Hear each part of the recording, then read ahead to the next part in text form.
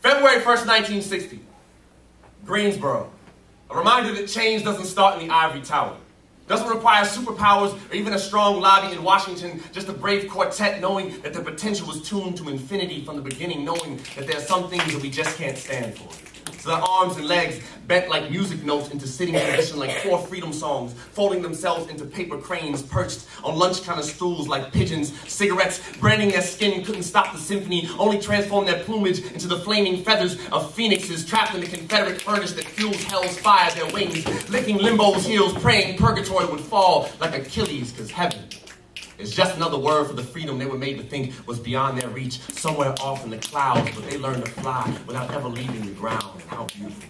That something as simple as sitting was their mark on history, the spark that birthed a black inferno hot enough to purify the sins of segregation. And it makes me wonder if and when anyone noticed something special about them early on. I wonder if those Greensboro 4 sat a little differently during story time on kindergarten carpets. And it makes me think, no, that there must be signs of our potential.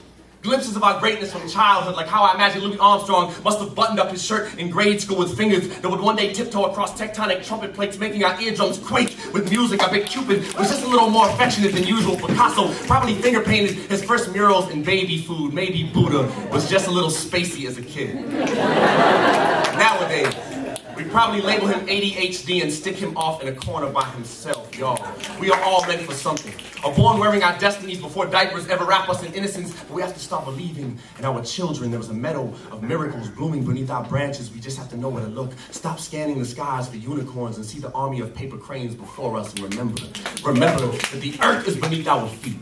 So the sky starts at our ankles. We have always known how to fly on foggy days. We even find ourselves in the clouds sometimes. We are so busy waiting for the next Martin or Malcolm that we forget the revolutionaries look like the student that sits in the back of the classroom staring out the window, like the woman that rides the bus every day in the seat beside us, like 4 college kids with a taste for hamburgers, milkshakes, and doing anything that people told them they couldn't, proving that wisdom is not always in the words that we speak, but in the way that we dance to our life songs. Genius is making the simplest of things powerful, and hope is a patch of dandelions sitting in a field of sunflowers. There's 4 college boys sitting in a field of burning crosses and lynch lullabies. Our babies can't fall asleep to bricks crashing through windows or whips lashing through skin tones, but they may never wake up either if we don't remind them that dreams can follow them back from slumber, that a freedom song can fold itself into a paper crane, and that no matter what they sit for, we will always stand behind them.